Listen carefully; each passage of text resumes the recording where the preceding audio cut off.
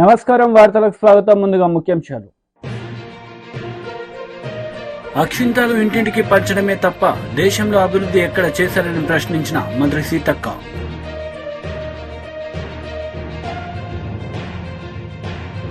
బనగానపల్లి నియోజకవర్గానికి గాను TDP MLA అభ్యర్థిగా బీసీ జనార్దన్ రెడ్డి శనివారం నాడు నామినేషన్ దాఖలు.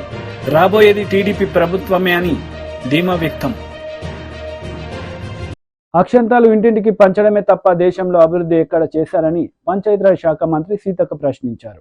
కాంగ్రెస్ ఆదిలాబాద్ పార్లమెంట్ అభ్యర్థి ఆత్రం సుగుణ గెలుపు కోసం ఎన్నికల ప్రచారంలో భాగంగా శనివారం మంచిర్యాల జిల్లా జన్నారం మండలం రాంపూర్, తిమ్మపూర్, తపాలపూర్ గ్రామాలలో ఖానాపూర్ ఎమ్మెల్యే భోజు పటేల్ తో కలిసి ఎన్నికల ప్రచారం నిర్వహించారు. అక్షింతలు ఇంటింటికి పంచడమే తప్ప దేశంలో అభివృద్ధి ఎక్కడా చూశారని పంచాయతీరాజ్ శాఖ మంత్రి సీతక్క ప్రశ్నించారు. కాంగ్రెస్ ఆదిలాబాద్ పార్లమెంట్ అభ్యర్థి ఆత్రం సుగుణ గెలుపు కోసం ఎన్నికల ప్రచారంలో భాగంగా శనివారం మంచిర్యాల జిల్లా జన్నారం మండలం రాంపూర్, తిమ్మాపూర్, తపాలపూర్ గ్రామాల్లో ఖానాపూర్ ఎమ్మెల్యే భోజు పటేల్ తో కలిసి ఎన్నికల ప్రచారం నిర్వహించారు. ఉపాధి హామీ కూలీల వద్దకు వెళ్లి కాంగ్రెస్ పార్టీకి ఓటేసి ఆత్రం సుగుణను గెలిపించాలని కోరారు. ఈ సందర్భంగా మంత్రి మాట్లాడుతూ కాంగ్రెస్ ప్రభుత్వ సహాయంలోనే ఉపాధి పథకాన్ని ప్రారంభించడం జరిగిందన్నారు. వందలాది మంది నిరుపేదలకు ఉపాధి కల్పించడం జరిగిందన్నారు. ప్రస్తుత బీజేపీ ప్రభుత్వం ఉపాధి హామీ రోజులను 100 రోజుల నుంచి 40 రోజులకు తగ్గించిందని ఆరోపించారు. దేశంలోనే పలు కంపెనీలను ప్రైవేట్ పరం చేసి పెద్దలకు కట్టబెట్టాలని ప్రధాని నరేంద్ర మోడీ చూస్తున్నారని ఆరోపించారు. రాష్ట్రంలో బీఆర్ఎస్ పార్టీ పనైపోయిందని, పార్లమెంట్ ఎన్నికల్లో బీఆర్ఎస్ కు ఒక సీటు కూడా రాదని అన్నారు. ఇచ్చిన హామీ ప్రకారం కాంగ్రెస్ ప్రభుత్వం మహిళలకు ఉచిత బస్సు ప్రయాణం, 500 రూపాయలకే గ్యాస్ సిలిండర్, ఉచిత కరెంట్ ని ఇస్తుందని ఎన్నికల కోడ్ కాగానే మిగతా హామీలు అమలు చేయడం జరుగుతుందని పేర్కొన్నారు. ముఖ్యమంత్రి రేవంత్ రెడ్డి భగవంతుని సాక్షిగా రుణమాఫీ గురించి ప్రకటన చేయడం జరిగిందని, ప్రజలు ఎవరి మాటలు వినకుండా అపోహలకు గురికాకుండా వచ్చే పార్లమెంటు ఎన్నికల్లో చేతిగుర్తుకు ఓటేసి మీ మండల బిడ్డ సుగుణను గెలిపించాలని కోరారు. ఈ కార్యక్రమంలో కాంగ్రెస్ పార్టీ మండల అధ్యక్షుడు ముజాఫర్ అలీఖాన్, సీనియర్ నాయకులు రాజశేఖర్, సుభాష్ రెడ్డి, మోహన్ రెడ్డి, సయ్యద్ ఇసాక్, మత్స్య శంకరయ్య, లక్ష్మీనారాయణ, రియాజుద్దీన్, ఫసీవుల్లా, మాణిక్యం, కర్ణాకర్, ముత్యం, రాజన శంకర్, రాజేశ్వర్ తదితరులు పాల్గొన్నారు.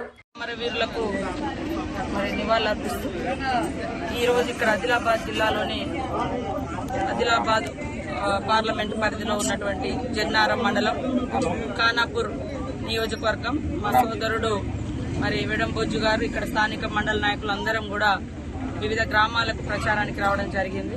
ప్రజలలో మంచి స్పందన ఉంది. కాంగ్రెస్ ఏం గ్యారంటీ అని కొంతమంది దుర్మార్గులు దుష్ప్రచారం చేస్తారు.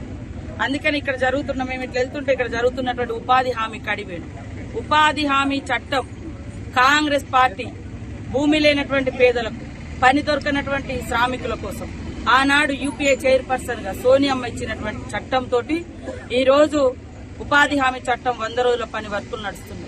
ఈ 100 రోజుల పనే వారికి మేజర్ ఉపాధి. మీకు అందరికి కూడా తెలుసు, గతంలో కరోనా వస్తే హైదరాబాద్ వివిధ రాష్ట్రాలలో చదువుకోవడానికి పోయినోళ్ళు, చదువుకున్నోళ్ళు, ఉద్యోగాలు వదిలేసి వచ్చినటువంటి వాళ్ళు గ్రామీణ ప్రాంతాలకు వచ్చినప్పుడు ఏం దొరికిందంటే ఉపాధి. కరోనా టైంలో ఉపాధి హామీ పని. మరి మోడీ గారు ఏమిచ్చిర్రు? తాలి బనావో ఏంటి, తాలి బజావో, అదే విధంగా దీపం వెలిగించి, ఇవి 2 తప్ప ఏదైనా మార్గం ఇచ్చిరా? కాబట్టి రాబోయే కాలంలో బీజేపీతో రాజ్యాంగానికి ఎంతైతే ప్రమాదం ఉందో పేదలు చేసుకున్నటువంటి పనులకు కూడా, ఉపాధి హామీ చట్టానికి కూడా తూట్లు పొడిచే విధంగా నిర్ణయం తీసుకోబోతున్నారు. దానిలో భాగంగా ఇప్పటి వరకు 100 రోజుల పనిని 40 రోజులకు తగ్గించిండ్రు. అలా పని వేతనాలు కూడా పెంచడం లేదు. మా రాహుల్ గాంధీ గారు ఆ రోజు ఏదైతే ఉపాధి హామీ చట్టం తీసుకొచ్చిండ్రో ఆ చట్టం ప్రకారం 100 రోజులకు 100 రోజులు పని కల్పిస్తూ ప్రతిరోజు 400 కూలీ 100 రోజుల పని కూలీలకు ఇవ్వడం జరుగుతుంది. కాబట్టి దయచేసి రాష్ట్రంలో ఉన్నటువంటి ప్రజలందరూ కూడా ఆలోచించండి. ఇవాళ జరుగుతున్నటువంటి ఎన్నికలు ఒక 2 పార్టీల మధ్యనో 2 వ్యక్తుల మధ్యనో కాదు.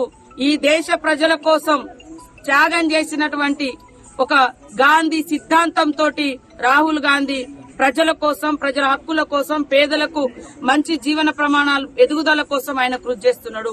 మోడీ గారు కేవలం ఆనాడు కాంగ్రెస్ ఇచ్చినటువంటి అన్ని అసెట్స్, గవర్నమెంట్ అసెట్స్ అన్ని కూడా ఆస్తినంతా కూడా ప్రైవేటు వ్యక్తులకు, దోస్తులకు దోచిపెట్టి రాబోయే కాలంలో మన దేశంలోనే మనం పరాయి వారిగా బతికేటువంటి పరిస్థితి. బ్రిటిష్ వాడు వచ్చేటప్పుడు ఎట్లుండే, వ్యాపారం పేరుతోటి వచ్చారు. ఇప్పుడు కూడా బీజేపీ ప్రభుత్వం వ్యాపారుల చేతుల్లో ఉంది తప్ప పేద ప్రజల చేతుల్లో లేదు, రైతుల చేతుల్లో లేదు, నిరుద్యోగుల చేతుల్లో లేదు. కాబట్టి మోడీ వచ్చినాక దేశంలో నిరుద్యోగం పెరిగింది. ప్రతి సంవత్సరం 2 కోట్ల ఉద్యోగాలు అన్నాడు, 200 ఉద్యోగాలు కూడా మన ప్రాంతాలకు రాలే. కాబట్టి ఇవన్నీ దృష్టిలో పెట్టుకొని ఒక పేదింటి బిడ్డ, ఒక ఆదివాసీ బిడ్డ, మరి ఇదే ప్రాంతం ఈ జెన్నూరు మండలం నుంచి వచ్చినటువంటి బిడ్డ, సామాన్యురాలు, సాదాసీదా ఒక జీవీవికే టీచర్, ఒక గిరిజన విద్యా వికాస కేంద్రంలో పనిచేసేటువంటి టీచర్ కు కాంగ్రెస్ పార్టీ గుర్తించి రేవంత్ రెడ్డి గారు, అదే విధంగా రాహుల్ గాంధీ గారు, ఖర్గే గారు, సోనియమ్మ గుర్తించి టికెట్ ఇవ్వడం జరిగింది. దయచేసి ఆమెను గెలిపించి 75 సంవత్సరాల తర్వాత మొదటిసారి ఒక మహిళ పార్లమెంట్ లో ఇక్కడ పార్లమెంట్ అభ్యర్థిగా నిలబడ్డది. కాబట్టి ఒక అవకాశం ఇవ్వండి ఈ సందర్భంగా కోరుతాం. నంద్యాల జిల్లా పరిధిలోని బనగానపల్లి నియోజకవర్గానికి గాను టీడీపీ ఎమ్మెల్యే అభ్యర్థిగా బీసీ జనార్దన్ రెడ్డి శనివారం నాడు నామినేషన్ దాఖలు చేశారు. అనంతరం మీడియాతో మాట్లాడారు. తెలుగుదేశం పార్టీ కార్యకర్తలు, నియోజకవర్గ ప్రజల ఆశీర్వాదం ఉంటుందని చెప్పి కోరుకొని సుముహూర్తంలో నామినేషన్ వేశాము.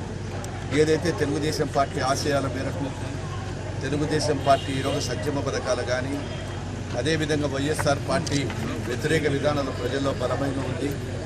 5 సంవత్సరాలు అధికారం ఇచ్చిన తర్వాత కూడా వైఎస్ఆర్ ప్రభుత్వం అన్ని వర్గాల ప్రజలను మోసం చేయడం జరిగింది.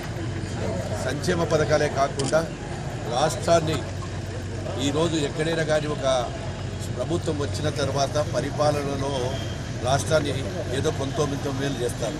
మరి ఈ వైఎస్ఆర్ ప్రభుత్వం వచ్చిన తర్వాత మొట్టమొదటనే విధ్వంసంతో మొదలుపెట్టి అదేవిధంగా కార్యకర్తల మీద దాడులు, కేసులు, అనేకమైనటువంటి అరాచకాలు చేయడం జరుగుతూ ఉంది. రైతులను గాలికి వదిలేశారు. ఏదైతే నిరుద్యోగ సమస్య ఉందో నిరుద్యోగులను కూడా గాలికి వదిలేసి ఆ రోజు జనవరి జాబ్ క్యాలెండర్ అని చెప్పినటువంటి జగన్మోహన్ రెడ్డి జాడే లేకుండా పోయింది. ఆ రోజు మద్యపాన నిషేధం అన్నారు. మద్యపానాన్ని కూడా ఆ రోజు నిషేధం చెప్పినటువంటి ఒక వ్యక్తి ఈరోజు మద్యపానానికి సంబంధించినటువంటి బాండ్లను కొదువకు పెట్టి నిషేధించేదాన్ని షరతుల వారికి పోయి విడతల వారిగా లోన్లు తీసుకొని ప్రజల మీద ఈరోజు భారం మోపడం జరిగింది. ఆ రోజు విద్యుత్ బిల్లులు పెంచనన్నాడు. రాష్ట్రంలో ఎక్కడా లేని, ఏ రాష్ట్రంలో లేని విధంగా విద్యుత్ బిల్లులు, ఆర్టీసీ ఛార్జీలు పెంచడం జరిగింది. అదేవిధంగా ప్రతి ఒక్కరిని కూడా నేను మైనార్టీలను ముఖ్యంగా ఆదుకుంటానని చెప్పి ఈరోజు మైనార్టీలను కూడా గాలికి వదిలేయడం జరిగింది. విదేశీ విద్య కావచ్చు, సంక్షేమ పథకాలు కావచ్చు, రంజాన్ తోఫా కావచ్చు, వాళ్ళకు ఉన్నటువంటి గురులే గారికి ఇచ్చేది కావచ్చు, అదేవిధంగా మసీదుల రిపేర్కి ఇవ్వడం కానీ, పేస్మాములకు, ఇమాములకు ఇచ్చేటువంటి ప్రతి దాంట్లో కూడా మైనార్టీలను మోసం చేసి గత ప్రభుత్వంలో ఎంతోమందికి రుణాలు కూడా ఇవ్వడం జరిగింది. అందరినీ కూడా సమానంగా చూసేటువంటి ప్రభుత్వం తెలుగుదేశం ప్రభుత్వం. ఈరోజు వాళ్ళు గొప్పగా చెప్తా ఉన్నారు అధికారంలోకి వచ్చిన తర్వాత చేస్తున్నామని. ఎక్కడ కూడా ప్రజలు ఈరోజు తిరగబడ్డారు. ఫ్యాను రెక్కలు విరిగిపోయాయి. జనమంతా కూడా వెంట పడుతూ ఉన్నారు. ఎక్కడికి వెళ్ళినా తెలుగుదేశం మళ్ళీ ఒక చంద్రబాబుతోనే రాష్ట్రం బాగుపడాలంటే సాధ్యము. అనుభవం గల నాయకుడు రావాలి. ఒక్క ఛాన్స్తో మోసపోయాము, మళ్ళీ మోసపోమని చెప్తున్నారు. ఖచ్చితంగా తెలుగుదేశం పార్టీ అధికారంలోకి వస్తుంది. ప్రజలు విజయకేతం వెలిగిస్తున్నారు. ఈరోజు బనగానపల్లి పట్టణంలో కూడా ప్రజలందరూ కూడా ఎప్పుడెప్పుడు ఎన్నికలు వస్తూ ఉన్నాయి కాబట్టి ఖచ్చితంగా విజయం సాధిస్తామని, అదేవిధంగా చంద్రబాబు గారిని ముఖ్యమంత్రి చేస్తారని చెప్పి కోరుకుంటున్నాము. ఇక్కడికి వచ్చినటువంటి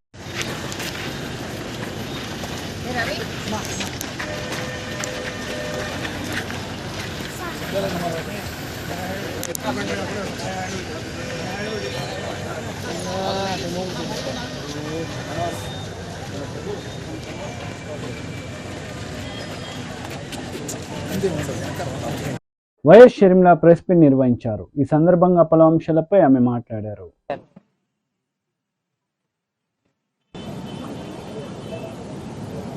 2019లో వివేకానంద రెడ్డి గారు చనిపోయినప్పుడు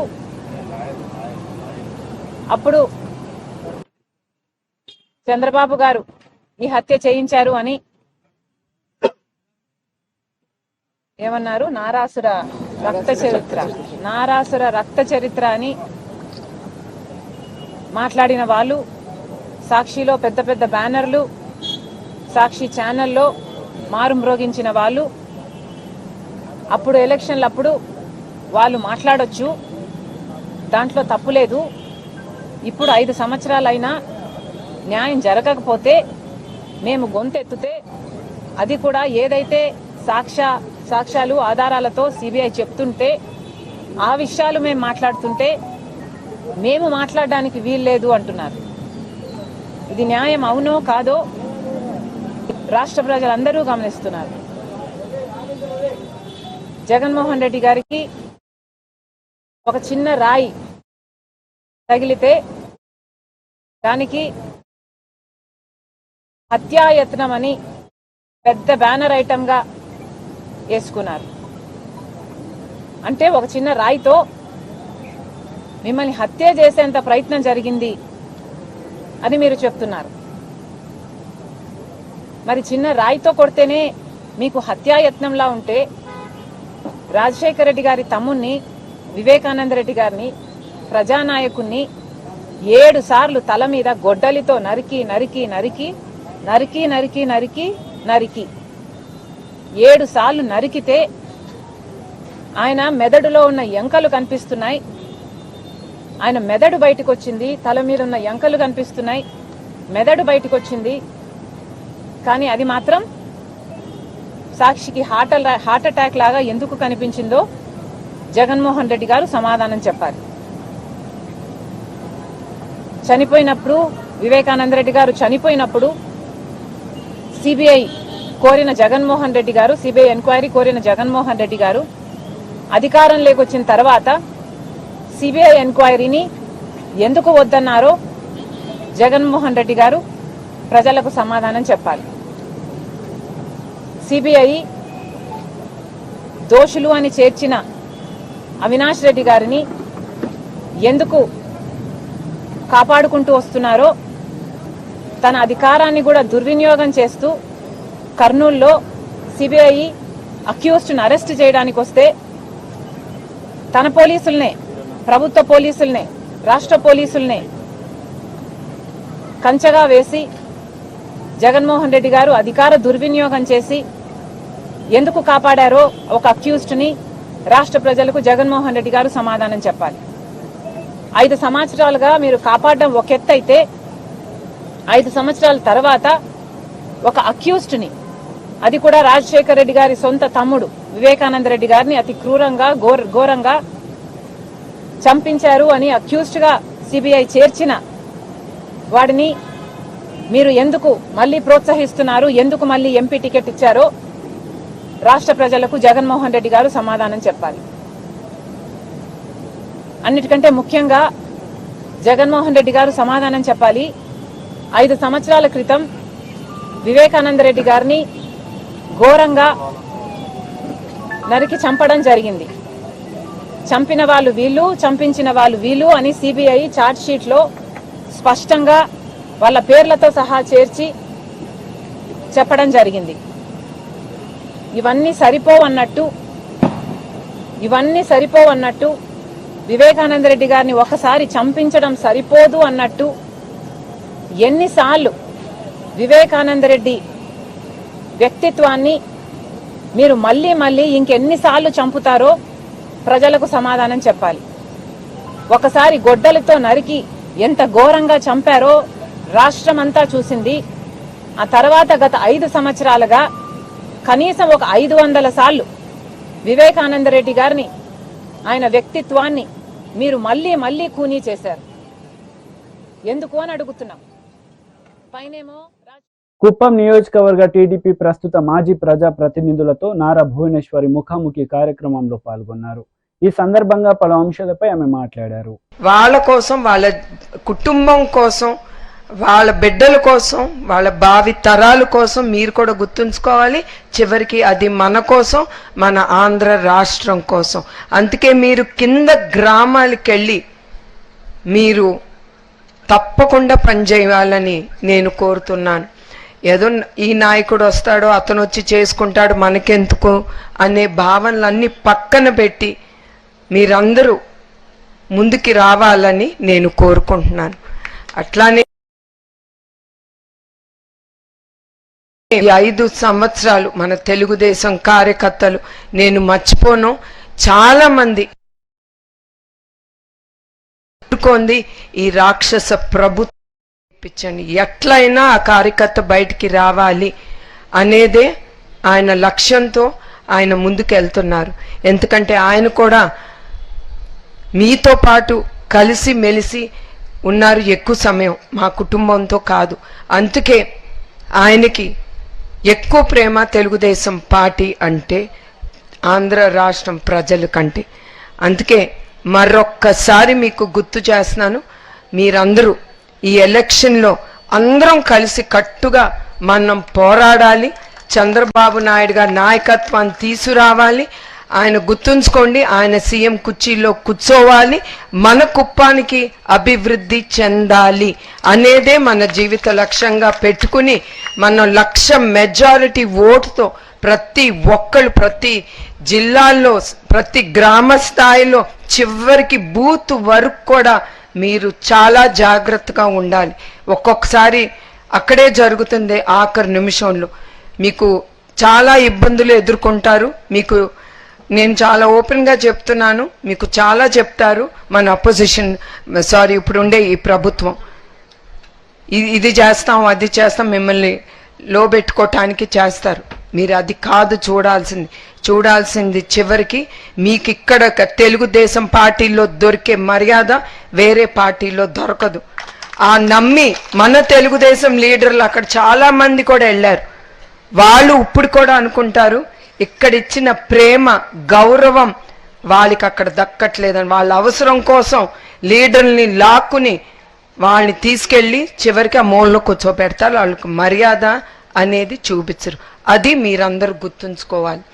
చివరికి నేను కోరేది ఏంటంటే మనందరం ప్రతి ఒక్కళ్ళం తెలుగుదేశం కార్యకర్తలు బిడ్డలు అందరం అన్ని అభిప్రాయాలు భిన్న అభిప్రాయాలు అన్ని పెట్టుకుని పక్కన పెట్టేసి మనందరం చెయ్యి కలిపి మనం ముందుకెళ్ళాలి. మన తెలుగుదేశం జెండా పైన రెప్పరెపరాడాలి అని మనందరం కోరుకుని మనందరం ముందుకెళ్ళాలని మిమ్మల్ని అందరినీ నేను కోరుతున్నాను.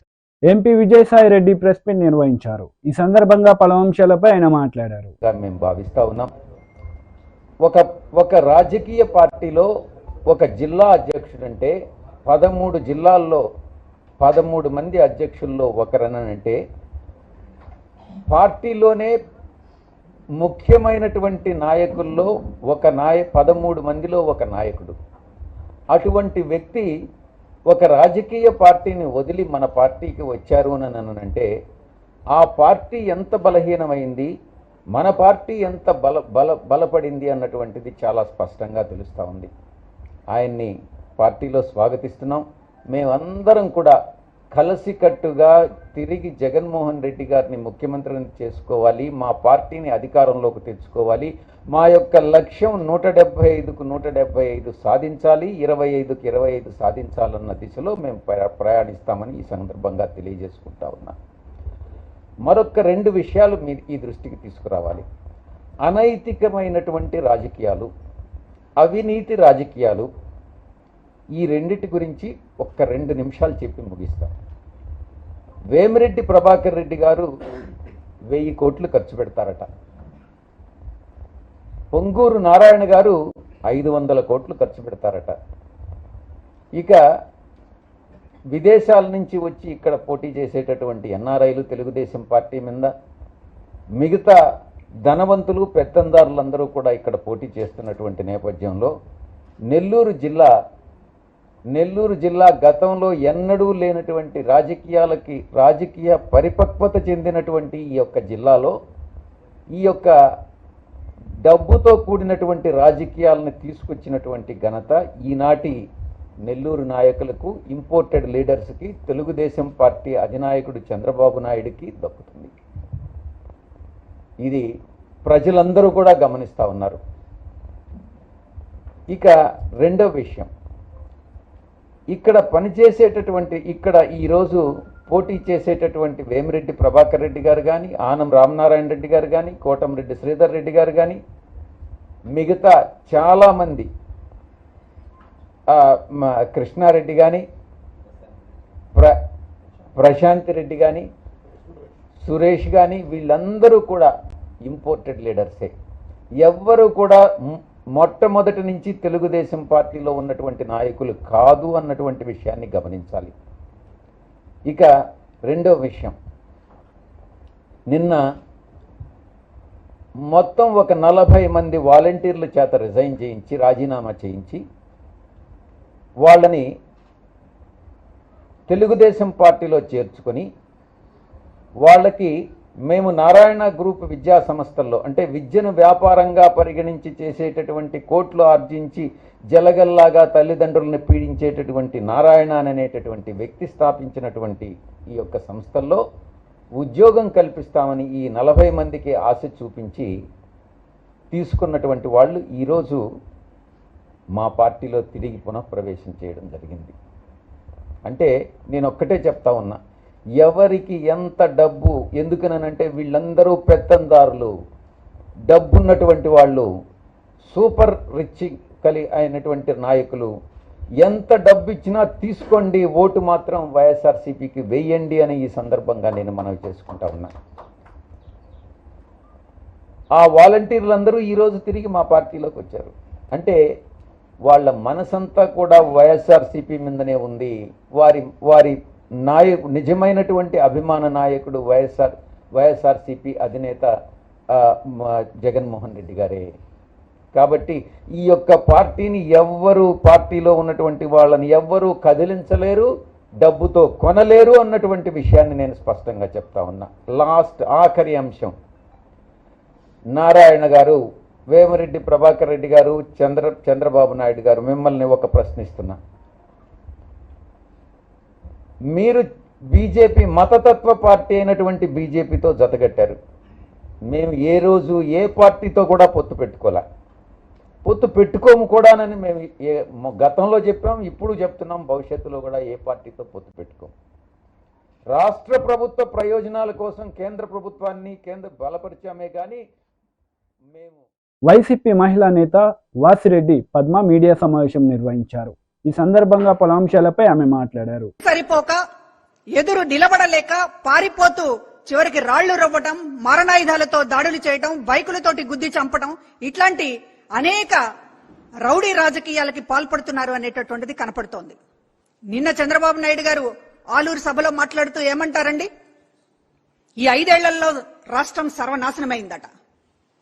చంద్రబాబు, మీకు అసలు అభివృద్ధి చేయడం అంటే ఏంటో తెలుసా? మీకు అసలు పరిపాలన అంటే చేయడం అంటే ఏంటో తెలుసా? ఈరోజు ప్రజలు అడుగుతున్నటువంటి మాట ఇది. మీకు పాలన చేతనైతే మీరు ఇంటింటికి ఎందుకు సంక్షేమ పథకాలని గడప దగ్గరికి ఎందుకు అందించలేకపోయారు? వాలంటరీ వ్యవస్థ లాంటి గొప్ప ఆలోచన మీరు ఎందుకు చేయలేకపోయారు? సచివాలయ వ్యవస్థ లాంటివి ఈ రోజున గ్రామ పరిపాలన, గ్రామం దగ్గరికి తీసుకొచ్చినటువంటి పరిపాలన తీసుకొచ్చినటువంటి వ్యవస్థల్ని మీరు ఎందుకు ఆలోచించలేకపోయారు? మీకు అసలు పాలన చేతనైతే ఎందుకు ఈ రోజున పోర్టుల్ని డెవలప్ చేయలేకపోయారు? ఎందుకు ఈ రోజున ప్రభుత్వ ఆసుపత్రులను కట్టలేకపోయారు? ఎందుకు ఈ రోజున ప్రభుత్వ స్కూళ్లని ఆధునీకరించలేకపోయారు? మంచి విద్యను పేదలకు అందించలేకపోయారు? ఏ రకంగా చూసుకున్నా మీరు నిండు సున్నా. అందుకనే ఇవాళ కూడా మీరు 2014లో నా పాలన ఎలా ఉందో చూసి ఓటేయండి అని అడగలేకపోతున్నారు చంద్రబాబు. 2014లో తన పాలన ఏంటో చూసి ఓటేయమని అడగలేకపోతున్నారు. భవిష్యత్తులో నేను చేస్తాను అని చెప్పలేకపోతున్నారు. మైకు తీసుకుంటే జగన్మోహన్ రెడ్డి గారిని తిట్టడం తప్ప మరొక ఎజెండా లేదు. జగన్మోహన్ రెడ్డి గారిని ఆయన పరివారము, ఎల్లో మీడియా ఒక పెద్ద బ్రహ్మాండమైనటువంటి ఒక చిత్రాలతోటి, అభూత కల్పనలతోటి జగన్మోహన్ రెడ్డి గారిని ఒక బూచిగా చూపించేటటువంటి ప్రయత్నం చూస్తే రాష్ట్ర ప్రజలకు నవ్వొస్తోంది. మీ ఎజెండా ఏమిటి అంటే జగన్మోహన్ రెడ్డి గారు ఒక బూచి, జగన్మోహన్ రెడ్డి గారికి సంబంధించినటువంటి ఒక క్రూరత్వాన్ని మీరు ఏదో చెప్పాలనేటటువంటి ఒక తాపత్రయం, పిచ్చి ప్రయత్నాలు ఈ రోజు ప్రజల ముందు మీ డొల్లతనం ఏంటో చెప్తూ ఉన్నాయి. ఎవరైనా పార్టీ పెడితే, ఎవరైనా ఎన్నికల్లో అధికారంలోకి రావాలనేటటువంటి వాళ్ళు మాట్లాడితే మేము అధికారంలోకి వస్తే ఇది చేస్తామనేటటువంటి ఎజెండా మాట్లాడతారు. కానీ ఈ రోజు చంద్రబాబు గాని, కూటమి నేతలు గాని, పవన్ కళ్యాణ్ గాని, మరొకళ్ళు బీజేపీ నేతలు గాని ఎవరు ఈ రోజున ప్రజల ముందుకు వచ్చినా కూడా జగన్మోహన్ రెడ్డి గారిని తిట్టడం తప్ప ఇంకొక ఎజెండా లేదు. ఇంకా మాట్లాడితే చంద్రబాబు నాయుడు గారు ఏం చెప్తున్నారు? నన్ను చూసి కాదు, కూటమి చూసి ఓట్లేయండి అంటున్నాడు. 2014లో తన పాలన చూడొద్దంట. అదేవిధంగా చంద్రబాబు నాయుడు గారి అభివృద్ధి ఏమిటో, ఆయన పాలన దక్షత ఏంటో అవేమీ చూడొద్దంట. కూటమిని చూసి ఓటేయాలంట. ప్రశాంత వాతావరణంలో పార్లమెంట్ ఎన్నికలు జరిగేలా పకడ్బందీ ఏర్పాట్లు చేస్తున్నామని కరీంనగర్ జిల్లా ఎన్నికల అధికారి జిల్లా కలెక్టర్ పపెన్ల సత్పతి వెల్లడించారు. 3rd మే నాడు హోమ్ ఓటింగ్ ఫెసిలిటీ వాళ్ళ ఇంటికి పోయి పోలింగ్ పర్సనల్ టీం ఏర్పాటు చేసి వాళ్ళ ఇంటికి పోయి ఓట్ వేసుకోవడం జరుగుతుంది. ఆ తర్వాత ఒక 13 కేటగిరీస్ నుంచి మనకి ఎసెన్షియల్ ఓటర్స్ అంటే ఎవరైనా ఎసెన్షియల్ సర్వీసెస్ అందజేసిన వాళ్ళు ఉంటారు, వాళ్ళకి మనము 12D కూడా ఇవ్వగలుగుతాము. అలాంటి మంది మనకి 15,000 మంది దాకా ఉన్నారు. సో వాళ్ళకి ఫామ్ 12D మనం అందజేస్తాము. ఒకవేళ వాళ్ళు పోలింగ్ స్టేషన్ కి రాకుండా ఇక్కడ 12D యూజ్ చేయాలనుకుంటే ఈ విధంగా యూజ్ చేయొచ్చు 12D. తర్వాత పోస్టల్ బ్యాలెట్స్ కూడా గత సాధారణ ఎన్నికల అసెంబ్లీ ఎన్నికలలో మనకి almost second in the state ఉన్నాం. మనం 8,800 వరకు పోస్టల్ బ్యాలెట్స్ మనము అందచేయడం జరిగింది, మనకి తిరిగి రావడం జరిగింది పోస్టల్ బ్యాలెట్స్.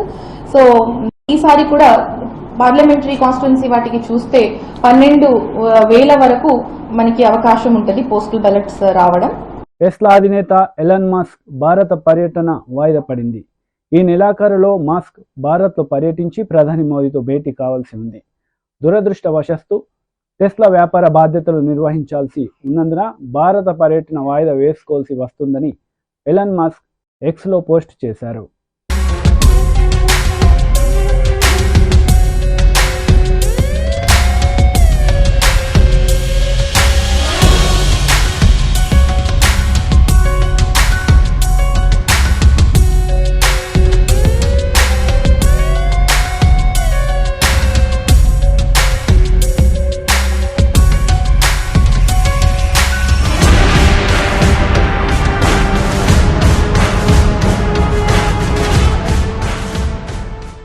వార్తలు ముగించే ముందు ముఖ్యాంశాలు మరోసారి. అక్షింతలు ఇంటింటికి పంచడమే తప్ప దేశంలో అభివృద్ధి ఎక్కడ చేశారని ప్రశ్నించిన మంత్రి సీతక్క.